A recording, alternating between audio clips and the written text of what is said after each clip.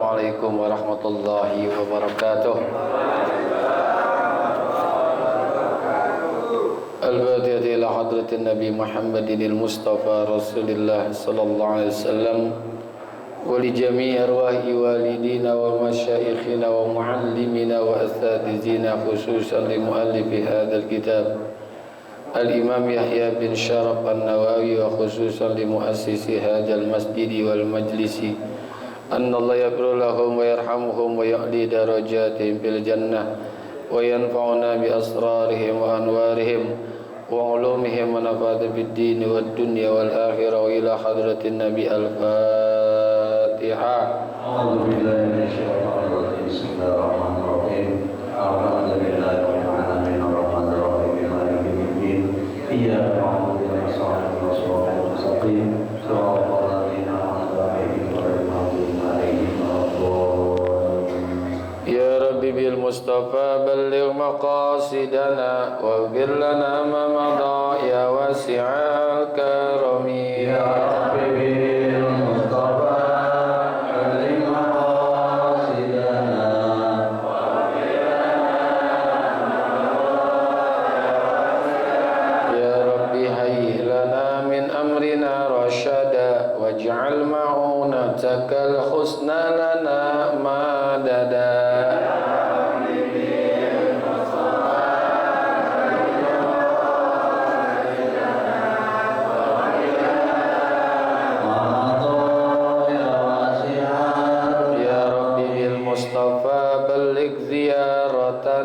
المسجد النبوي والمسجد الحرام. يا ربي بالمصطفى بلغ مقاصدنا واغفر لنا ما مضى يا واسع الكرم. اللهم صل وسلم وبارك عليه وعلى آله. بسم الله الرحمن الرحيم. الحمد لله الذي أنعم علينا بنعمة الإيجاد والإمداد وهدانا إلى سبيل الرشاد والصلاة والسلام على سيدنا محمد سيد السادات وعلى آله وصحبه الذين اتبعه من يومنا هذا إلى يوم المعاد. أما بعد, yang sama-sama kita hormati para guru di antara Bapak Kiai Haji Muhammad Misdan, Kiai Haji Abdul Hamid Mustafa Al-Hafidh, Ustaz Kiai Haji Muhammad Furqan, Farah Furqan, segenap pengurus Majelis Ta'lim Ukhuwah Islamiyah Bapak Haji Basrain, dan juga Masjid Darussalam di antara Bapak Haji Ahmad Royani, yang semoga semua dirahmati Allah Subhanahu wa taala. Hadirin bapak-bapak, hadirat ibu-ibu, jamaah shaimin dan shaimat yang semoga kita semua dimuliakan Allah Subhanahu wa taala. Alhamdulillah, pagi hari ini kita kembali hadir di majlis ini untuk sama-sama menuntut ilmu. Mudah-mudahan hadirnya kita mendapatkan ilmu yang manfaat, ridho dan inayat, sehat afiat dalam ibadat. Allah kasih kita keselamatan dunia dan akhirat. Amin ya rabbal alamin. Wa bisanadil muttasili ilal imami muhaddisi rahimahullahu ta'ala wa adaman naf'a bihi wa bi barakati ulumihi wa bikum fid daraini amin. Qala radhiyallahu ankum an Abi Muhammadin Abdillah ibn Amr ibn al-Asi radhiyallahu anhum Qala Rasulullah sallallahu alaihi wasallam la yu'minu ahadukum hatta yakuna hawahu tab'an lima ji'tu bihi. Hadisun sahihun wa rawainahu fi kutubil hujjati bi isnadin sahihin.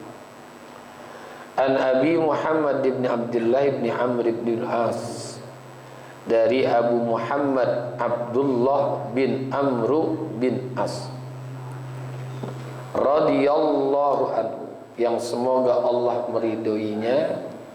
Qala, beliau berkata, Qala Rasulullah sallallahu alaihi wasallam, telah bersabda Rasulullah sallam, la yu'minu ahadukum, tidaklah dikatakan beriman salah seorang di antara kalian, hatta yakuna hawahu taba'an lima ji'tu bih, sehingga hawa nafsunya mengikuti apa yang aku bawa. Hadis ini sahih, ya, diriwayatkan dari kitab Al-Hujjah yang disusun oleh Abul Alfad Nasr bin Ibn Ibrahim Al-Madasi dengan sanad yang sahih. Nah, hadis ini bersumber dari Abdullah ibni Amri bin As. Rasulullah sabdakan, la yu'minu ahadukum, tidak disebut, tidak dikatakan imanmu itu sempurna. Iman itu sempurna, bukan gak beriman, tapi tidak sempurna iman seseorang di antara kalian. Maknanya bukan gak beriman, tapi tidak ada kesempurnaan. Hatta yakuna, sehingga ia menjadikan hawahu, akan nafsunya, tabaan lima ji'tu bih, mengikuti apa yang aku bawa, mengikuti sunnah Rasulullah sallallahu alaihi wasallam. Kenapa demikian? Karena mencintai Nabi itu poin paling penting tuh. Jadi mencintai Nabi itu poin pentingnya adalah mengikuti, ya, jadi mengikuti diri Nabi Muhammad sallallahu alaihi wasallam. Dan ini bisa kita mengukur diri kita sejauh mana kita mampu mengikuti dan meneladani Nabi Muhammad.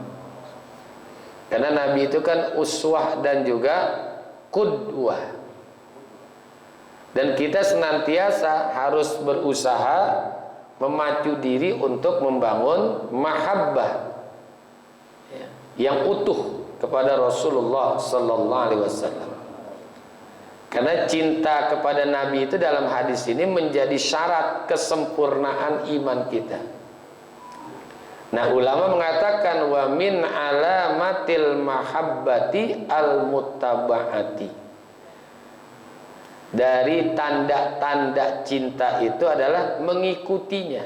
Jadi alamatul mahabbah al-muttaba'ah. Tanda-tanda cinta adalah mengikuti. Nah, tapi kita kan perjalanan hidup kita ini dengan Nabi itu jauh. Jauh masanya, jauh jaraknya. Jadi beda, jaraknya jauh, masanya juga jauh. 1400 tahun yang lalu. Ya, jadi persoalan itu tuh. Hidup kita ini dengan Nabi kan jauh. Jauh jarak, jauh juga masa. Ya. Termasuk juga berbeda dalam masalah teks dan konteks gitu. Ya, makanya nanti kalau kita memahami hadis, ada contoh dah ya. Dari teladan Nabi kita Muhammad SAW, kemasan dan isinya bisa diambil semua. Kemasan sama isinya nih, bisa diambil semua, bisa. Ada juga yang kemasannya sama, isinya beda. Kemasannya sama, isinya beda. Ada juga yang kemasannya beda, tapi isinya sama. Salah satu contoh hadis Rasul begini, Uhibbul Arab lisalasin, aku mencintai orang Arab itu karena 3. Salah satunya li'anni arabiyun, karena bahwasanya aku ini orang Arab. Ini secara teks cakep, tapi konteksnya nggak bisa kita tiru nih. Kita ngomong begini, uhibbul Arab lisalasin li'anni arabiyun, salah satunya karena saya orang Arab. Arab dari mana kita? Orang pesek. Nah, konteksnya apa? Rasulullah ini mengajarkan cinta kepada tanah air. Jadi nasionalismenya tinggi. Makanya dalam bahasa ulama itu hubbul watan minal iman. Ya, bukan hanya kita mencintai orang Arab, bukan mencintai negara kita, negeri kita. Gitu. Paham ya? Ya kita orang Arab dari mana, kan hidung kita beda mereka. Hidung aja beda tuh, apalagi yang lainnya. Bukan mana yang mencintai Arab, bukan mencintai tanah air. Rasulullah itu mengajarkan kita menjadi orang yang nasionalisme. Ya, nasionalisme ya tinggi. Rasulullah mencintai Arab karena beliau orang Arab. Kita mencintai Indonesia karena kita orang Indonesia gitu. Jadi konteksnya. Termasuk juga kita pernah mendengar hadis Nabi ketika pulang menggelar sorbannya. Pernah dengar ya? Malam-malam karena Nabi itu keluarnya juga Nabi bukan begadang. Karena Rasulullah itu kan nggak mau di rumahnya itu ada harta orang fakir, orang miskin. Dia harus membagikan beliau. Sampai pulangnya kemalaman. Gelar tuh sorban di depan pintunya. Ini secara teks ya benar, tapi konteksnya nanti kita tiru coba. Kita pulang malam-malam gelar aja tuh di depan pintu kita sorban, tidurnya di situ. Konteksnya apa ini? Riat Rasulullah. Saking sayangnya kepada istri, jangankan menyakiti, ganggu tidurnya saja nggak mau.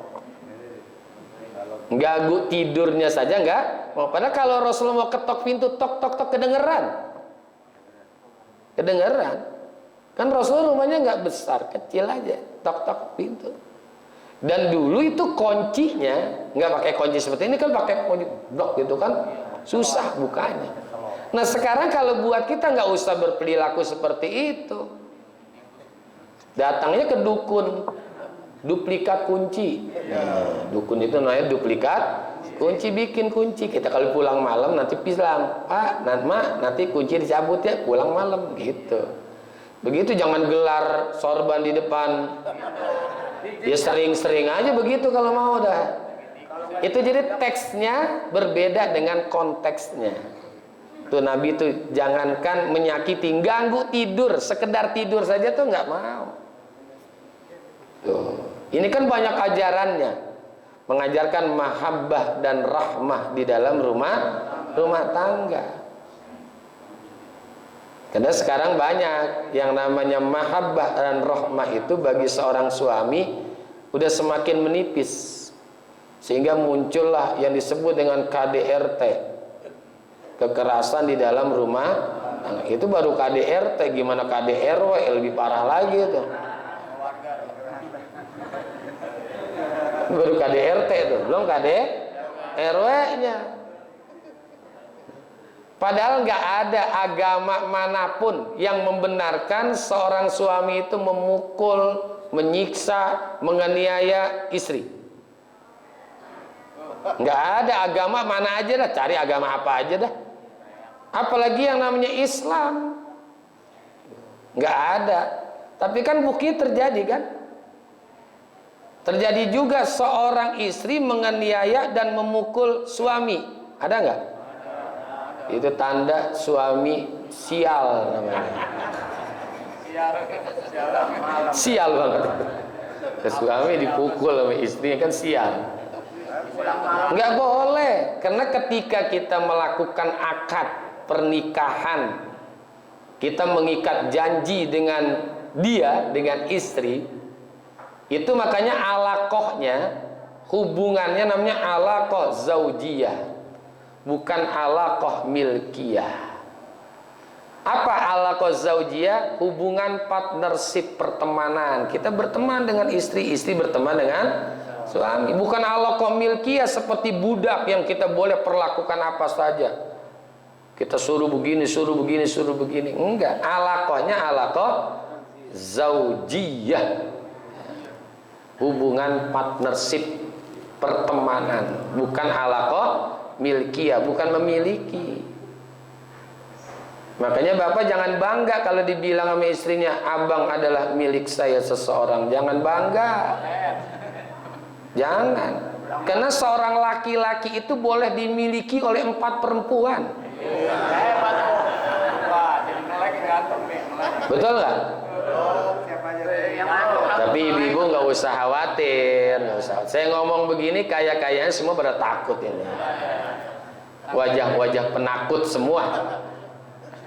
Karena seorang laki-laki bisa menundukkan 1000 lebah hanya sekedar ingin membawa pulang segelas madu, tapi seorang laki-laki tidak bisa menundukkan istrinya hanya sekedar ingin membawa pulang seorang madu.